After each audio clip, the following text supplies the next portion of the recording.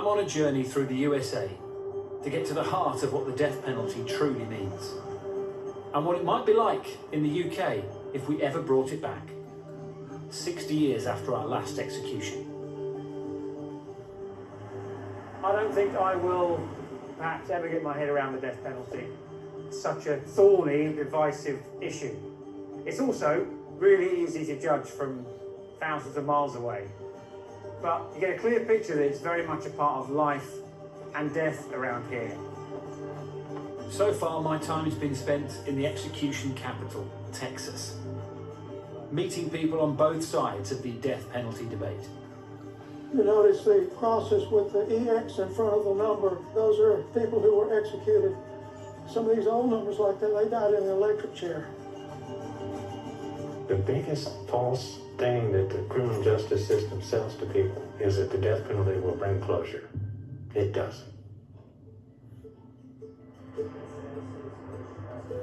And now I'm leaving Texas behind, traveling over 2,000 miles to Walla Walla in Washington State, not far from Seattle on America's northwest coast.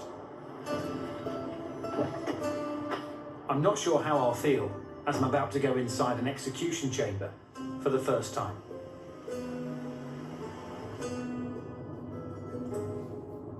I imagine it's going to be pretty eerie.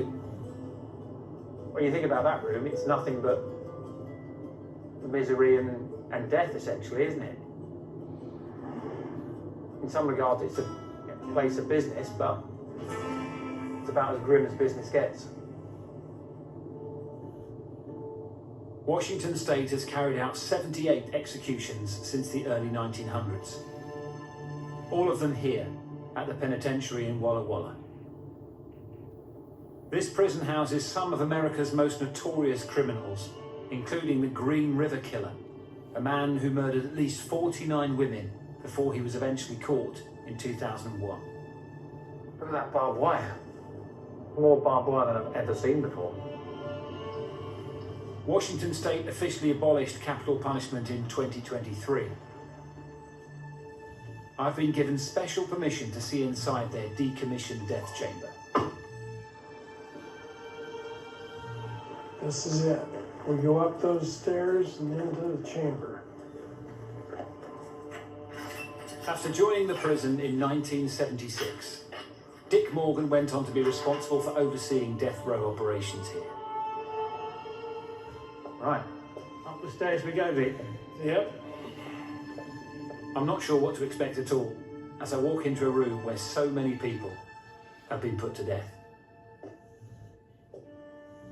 So this is a gallery where family, media, prosecutor sit. Everybody that's allowed to attend the execution sit here. As you can see, there's a barricade there to keep people from getting right up against the glass. I think Dick's going to go and turn the lights on. Oh, wow. Very strange to see that for the first time. The solemn nature, it really hits you when you see it. Right. I can't imagine what it's like if you know the person. I really feel bad for those folks, because that's human beings being killed before their eyes. The last person to be executed here was Cal Brown. He was given the lethal injection for the torture and murder of 21-year-old Holly Washer. Moments after Brown was pronounced dead, Holly's family and friends gave an emotional response to the waiting TV crews. It brought more closure, instead more hatred. And I just feel better now. It's all over. I'm more at peace. Hallelujah. Ding dong. He's dead. This is the table that the condemned is placed on, and these straps are used to hold his limbs in place.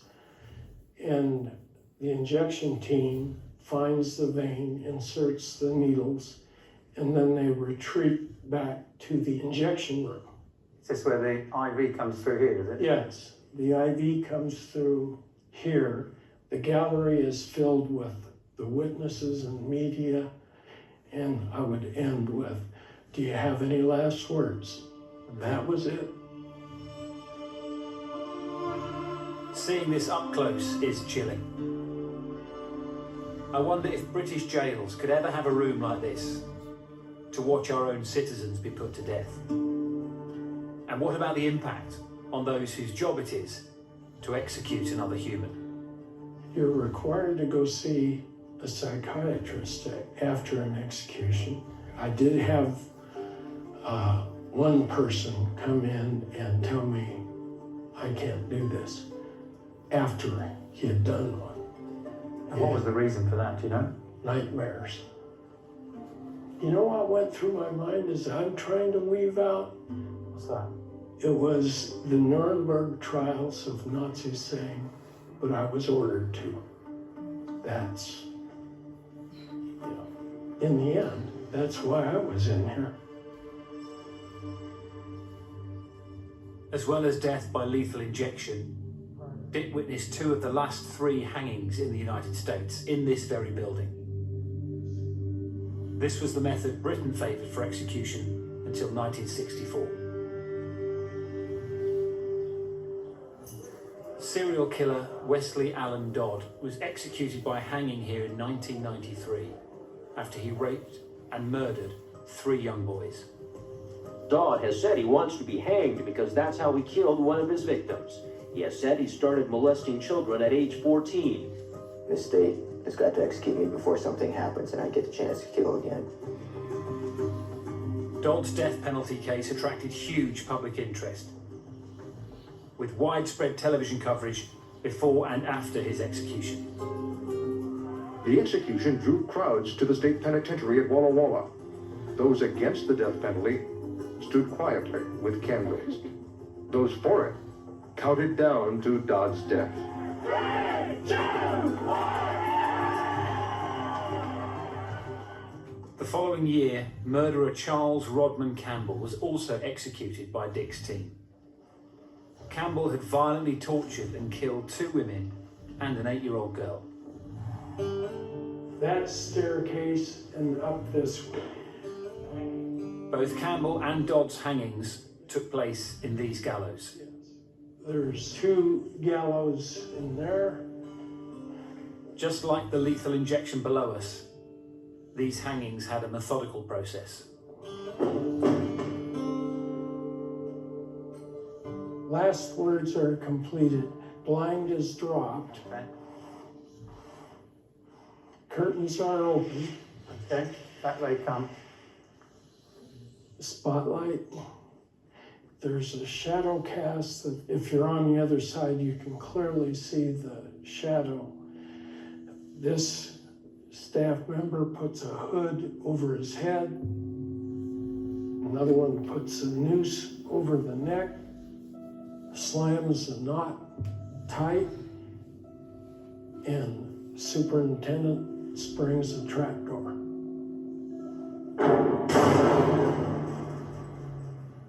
Wow. I thought I was prepared for that, but that noise is awful, isn't it? Every time it gets me. It can be heard where inmates live. So everyone else in the prison can Yeah, hear. we're at the end of 6 Wing, and 6 Wing can hear it. Depending on the height and weight, the head would be a foot to 2 feet below the floor. The first execution, I was pretty fearful it wouldn't go well. How to explain this? I had to look down the hole to see if his head came off. Oh dear. It's an awful job, isn't it? Yes.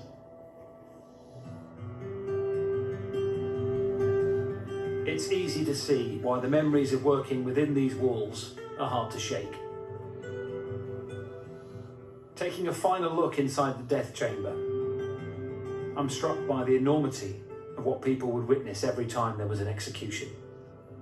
When you see it as close up as this, it's an uncomfortable eye-opener. I think it's the best way of putting it. And it wasn't that long ago that these rooms were in use. It's history, but it's not distant history.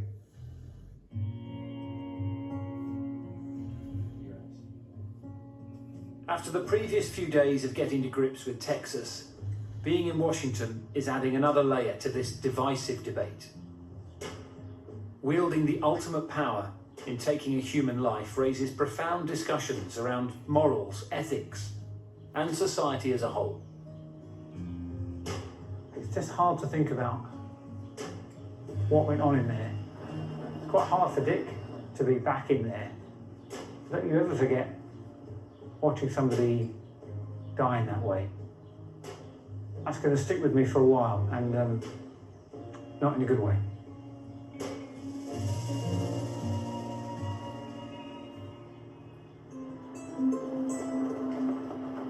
One thing I can't shake is that the death penalty comes with a huge risk. What if an innocent person is put to death? Could we in the UK live with the impact if there was such a miscarriage of justice? I'm now on my way to meet a man who spent decades on death row for a crime he didn't commit. I find that fascinating to think about, every day waking up thinking, is this your last week on earth? Your last month? When are you going to find out? Constantly trying to appeal. And can you get your life back at all after that? The man we are about to meet is going to be a really important piece in trying to understand this puzzle. And his name is Danny Gwynn.